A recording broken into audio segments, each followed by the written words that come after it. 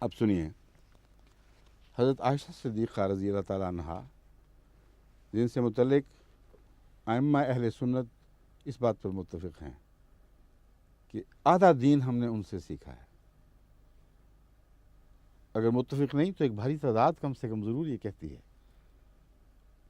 حضرت عائشہ صدیقہ رضی اللہ تعالیٰ عنہا سے جتنی روایتیں درج ہیں اور جیسی اعلیٰ پائے کی روایتیں درج ہیں، اس کے مقابل پر کوئی اور آپ ایسا راوی دکھا نہیں سکتے، اور ہو بھی کیسے سکتا ہے جتنے قرب سے آپ نے حضرت اقدس محمد رسول اللہ کو زندگی کے ہر حال میں دیکھا ہے، اور پھر جتنی لمبی عمر آپ کے بعد ان باتوں کو بیان کرنے کے لیے پائی، اس کی اور مثال نظر نہیں آئے گی۔ بس حضرت عائشہ صدیقہ رضی اللہ تعالی عنہا کا یہ قول سنیں، فرماتی ہیں قولو انہ خاتم الانبیاء ولا تقولو لا نبی بعدہ، یہ کہہ دیا کرو بے شک کہ حضرت محمد رسول اللہ خاتم الانبیاء ہیں، مگر یہ نہ کہا کرو کہ آپ کے بعد کوئی نبی نہیں۔ حالانکہ حدیث میں آتا ہے آن حضرت صلی اللہ علیہ وآلہ وسلم نے خود فرمایا کہ لا نبی بعدی، اور اس کی تشریح میں پہلے بیان کر چکا ہوں اہل علم کے نزدیک کیا ہے۔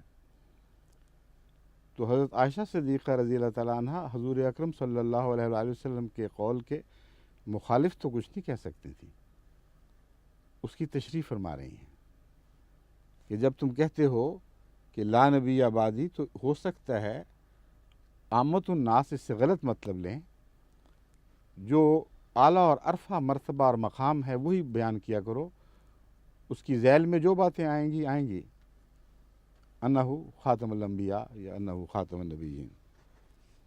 اس پر ائمہ نے بحث کی ہے، اس مسئلے کو اٹھایا ہے کہ حضرت عائشہ صدیقہ رسول اللہ صلی اللہ علیہ وسلم کے واضح قول کے مقابل پر، گویا بظاہر مقابل پر ایک بات فرما رہی ہیں، اس کا مطلب کیا ہے؟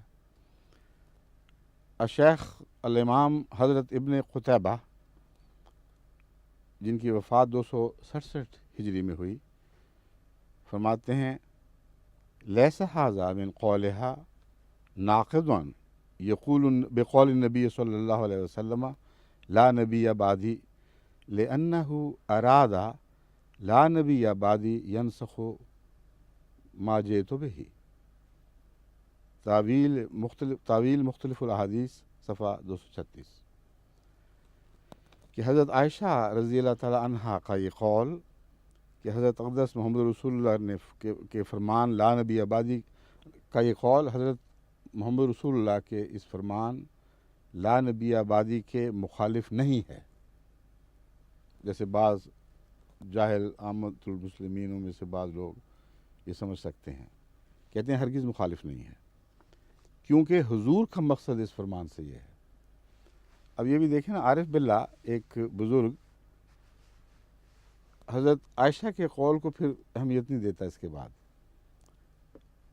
حضرت یہ نہیں کہتا کہ آپ کا یہ مطلب تھا، یہ بیان کرتا ہے کہ محمد رسول اللہ کا یہ مطلب تھا، اور محمد رسول اللہ کا مطلب ہی حاوی مطلب ہے، اس کے بعد حضرت عائشہ کا مطلب اس کے تابع ہو جائے گا۔ کہتے ہیں مخالف نہیں، کیونکہ حضور کا مقصد صلی اللہ علیہ وسلم اس فرمان سے یہ ہے کہ میرے بعد کوئی ایسا نبی نہیں جو میری شریعت کو منسوخ کر دینے والا ہو۔ اب بتائیے اجماع کس بات پر ہے؟ تقویٰ ہے تو بولیں، بتائیں کہ اجماع کس بات پر ہے۔ یہ ہے مضمون جس پر اجماع ہے۔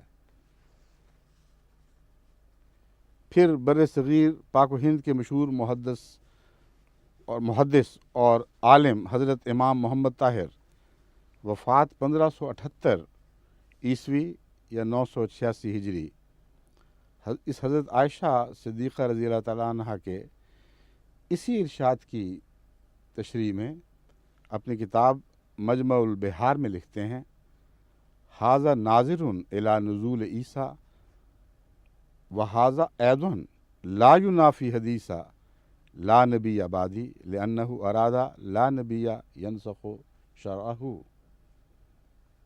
تکملہ مجمع البحار صفحہ 85۔ پہلی بات تو یہ ہے کہ اس حدیث سے یہ استنباط ہوتا ہے، یہ اشارہ کر رہی ہے اس طرف کہ حضرت عیسیٰ علیہ الصلوۃ والسلام نزول فرمائیں گے۔ اگر تم نے یہ اعلان شروع کر دیا کہ لا نبی بعدی، تو عیسیٰ کیسے آئیں گے؟ یہ اس میں بھی بڑی حکمت کی بات ہے۔ اگر لا نبی بعدی کا وہ مطلب لیا جائے کہ میرے بعد کسی قسم کا کوئی نبی نہیں، تو متقی اہل علم کے نزدیک عیسیٰ بھی نہیں آ سکتے پھر۔ اور یہی دلیل جب ہم علماء کے سامنے رکھتے ہیں تو وہ کہتے ہیں کہ ان کی نبوت پہلے کی تھی۔ اس سے بحث نہیں ہے کہ پہلے کی تھی یا بعد کی تھی، بحث یہ ہے کہ دنیا آخری نبی وہ کون سا ہوگا جسے اس دنیا میں چلتے پھرتے اور احکام شریعت کی پابندی کی ہدایت کرتے ہوئے دیکھے گی۔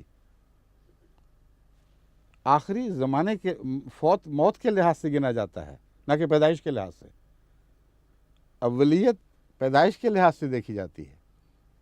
تو دیکھیں متقی علماء اس مسئلے کو خوب سمجھتے تھے، تو انہیں فوراً یہ خیال آیا ہے کہ اگر لا نبی بعدی کی حدیث کا یہ معنی لیا جائے کہ حضرت محمد رسول اللہ صلی اللہ علیہ وآلہ وسلم کے سوا آپ کے بعد کسی قسم کا کوئی نبی نہیں، تو پھر عیسیٰ بھی نہیں آ سکتا۔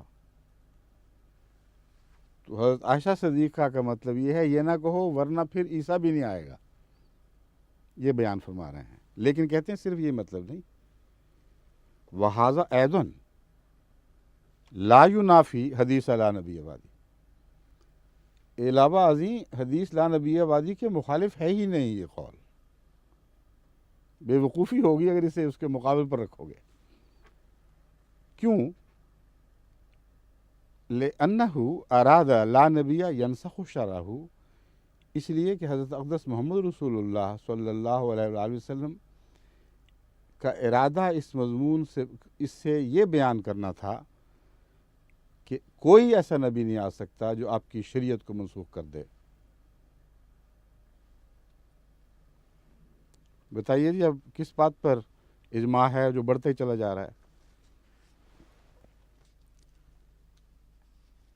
جب حضرت اقدس محمد مصطفیٰ صلی اللہ علیہ وآلہ وسلم کے ہاں حضرت ابراہیم پیدا ہوئے تو نوعمری میں ہی کچھ چند سال کے بعد آپ وصال پا گئے، اور یہ وصال کا واقعہ آیت خاتم النبیین کے اترنے کے چند سال بعد کا ہے، اس میں کوئی اختلاف نہیں ہے۔ 5 ہجری میں آیت خاتم النبیین نازل ہوئی ہے، اور 9 کے آغاز میں غالباً حضرت ابراہیم حضرت رسول اکرم صلی اللہ علیہ وسلم کے صاحبزادے علیہ السلام کا انتقال ہوا ہے۔ جب حضور اکرم آپ کو قبر میں اتار رہے تھے تو آپ نے فرمایا، لو عاش ابراہیم لکان صدیق النبی، یہ بیٹا میرا ابراہیم اگر یہ زندہ رہتا تو ضرور صدیق نبی بنتا۔ اب اہل علم جانتے ہیں کہ اگر آن حضرت صلی اللہ علیہ وآلہ وسلم پر خدا یہ وہی نازل فرما چکا تھا کہ ہرگز کسی قسم کا کوئی نبی نہیں آئے گا، تو یہ کیسے فرما سکتے تھے کہ اگر زندہ رہتا تو ضرور نبی ہوتا؟ آج کل کے علماء سے پوچھو تو کہتے ہیں اسی لیے خدا نے مار دیا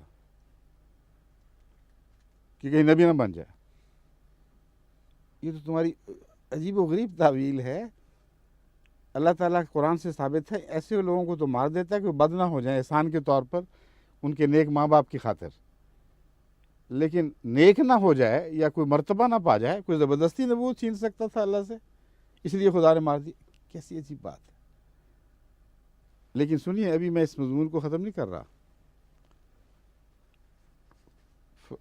حقیقت یہ ہے کہ اگر حضور اکرم صلی اللہ علیہ وآلہ وسلم نے خاتم النبیین کا وہ معنی سمجھا ہوتا جو آج کے مولوی کہتے ہیں اور آج کی عدلیہ کہتی ہے اور ہر قسم کے لوگ آج کے یہ کہہ رہے ہیں کہ یہ قطعی معنی ہے، اس کے سوا کوئی تعویل کسی طرح جائز نہیں، تو پھر حضرت اقدس محمد رسول اللہ کو یہ فرمانا چاہیے تھا کہ یہ میرا بیٹا جو وفات پا رہا ہے اگر 1000 سال 10,000 سال بھی زندہ رہتا، ہر مرتبہ پا جاتا مگر نبی نہ بن سکتا۔